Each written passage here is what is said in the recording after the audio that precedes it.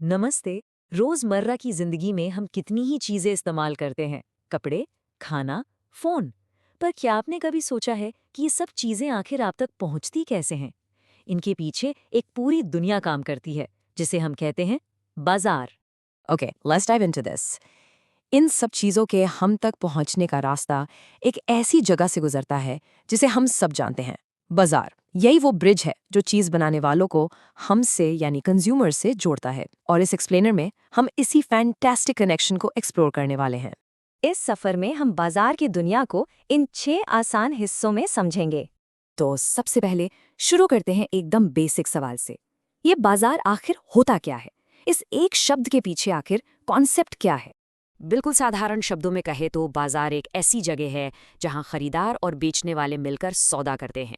अब ये चाहे आमने सामने हो या ऑनलाइन, ये सिर्फ एक जगह नहीं है, ये एक पूरा सिस्टम है जो हमारी ज़रूरतों को पूरा करता है। अच्छा, बाजार का सबसे ज़रूरी हिस्सा होता है दाम, यानी प्राइस, क्योंकि यही डिसाइड करता है कि कोई सौदा होगा भी या नहीं। इस कॉन्सेप्ट को समझने के लिए आइए एक अमरूद वाले की छोटी सी कहानी सुनते हैं। तो क्या दाम है? वो एक जादुई नंबर है जिस पर खरीदार और बेचने वाला दोनों राजी हो जाते हैं। ये एक तरह का अग्रीमेंट है जहां दोनों को लगता है कि हाँ, ये एक अच्छी डील है। सोचिए, अगर दुकानदार अमरूद 80 रुपए किलो बेचेगा तो ज्यादातर लोग क्या कहेंगे?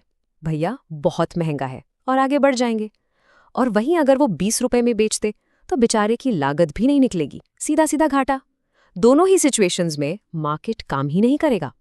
तो यहाँ पर शुरू होता है मोल भाव और फिर मिलता है एक सही दाम, जैसे मान लीजिए 40 रुपए किलो।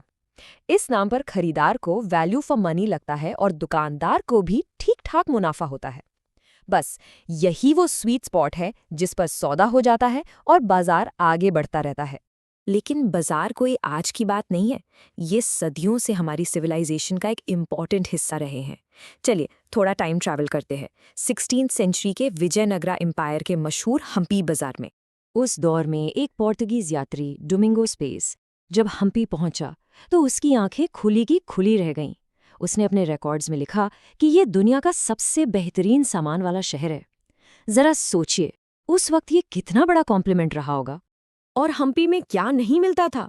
यहाँ अनाज और तेल जैसी रोजमर्रा की चीजों से लेकर हीरे, मोती और मानिक जैसे कीमती पत्थर तक सब कुछ बिकता था। ये उस दौर की प्रॉस्पेरिटी और उसके जबरदस्त ट्रेड कनेक्शंस का सबूत है। बिल्कुल वैसे ही जैसे आज दुबई या सिंगापुर ग्लोबल हब्स हैं, उस जमाने में हम्पी एक ग्लोबल मार्केट प्लेस था। ऑफ कोर्स वक्त के साथ वो शानदार बाजार अब सिर्फ खंडरों में है, लेकिन ये हमें मार्केट्स की इम्पोर्टेंस हमेशा याद दिलाता है। ये पत्थर आज भी उस दौर की कहानियां सुनाते हैं जब यहाँ दुनिया भर के सौदागर बिजनेस करने आते थे। चलिए अब वापस आज के दौर में आते हैं। हमारे आसपास बाजार कई अलग अलग रूपों में मौजूद हैं। खासकर टेक्नोलॉजी के आने के बाद तो पूरा सीन ही बदल गया है। देखिए, एक तरफ है फिजिकल मार्केट्स, जैसे आपकी लोकल सब्जी मंडी या शहर का मॉल, जहां हम चीज़ों को छूकर परख कर खरीदते हैं। और दूसरी तरफ है ऑनलाइन मार्केट्स, जो हमें घर बैठे बैठे बस एक क्लिक पर पूरी दुनिया से शॉपिंग करने की सुविधा देते हैं। दोनों के अपने ही फायदे और नुकसान हैं, है ना? Let's move on. ये बाजार सिर्फ हमारे शहर या गांव तक ही लिमिटेड नहीं है। ये पूरे देश और पूरी दुनिया में फैले हुए हैं, और इनका स्केल बहुत बहुत बड़ा हो सकता है। देखिए, जब सारा लेन देन देश के बाउंड्रीज के अंदर ही हो तो उसे हम डोमेस्टिक मार्केट कहते हैं। फॉर एग्जाम्पल, जब पंजाब का गेहूं तमिलनाडु में बिकता है तो ये डोमेस्टिक ट्रेड का एक हिस्सा है।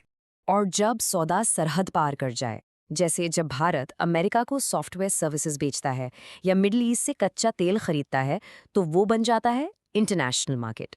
और यहाँ एक बहुत ही इंटरेस्टिंग फैक्ट है। 2024 में भारत दुनिया में सबसे ज्यादा वेजिटेबल ऑयल इंपोर्ट करने वाला देश था।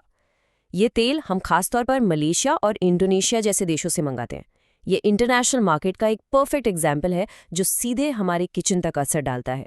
तो ये सामान आखिर हम तक पहुंचता कैसे है? चाहे वो किसान का उगाया अनाज हो या फैक्ट्री में बना मोबाइल फोन, इसके पीछे एक पूरी चेन काम करती है। So the crucial point is, ये सफर शुरू होता है प्रोड्यूसर से, जो चीज को बनाता है। फिर आते हैं होलसेलर, जो बड़ी क्वांटिटी में सामान खरीदते हैं। वहां से सामान जाता है रिटेलर, यानी आपके पड़ोस की दुकान तक। और आखिर में वो हम तक, यानी कंज्यूमर तक पहुंचता है। इस पूरी चेन को सप्लाई चेन कहते हैं। तो हमने देखा कि कैसे एक छोटा सा बाजार हमारी पूरी इकोनॉमी को जोड़ता है, अतीत से लेकर आज तक और देश से लेकर विदेश तक। ये सोचते हुए इस एक्सप्लेनर को खत्म करते हैं कि ड्रोन्स, एआई और दूसरी नई टेक्नोलॉजीज के साथ आने वाले कल के बाजार कैसे होंगे। क्या आपके पड़ोस की दुकान तब भी होगी? सोचिएगा जरूर।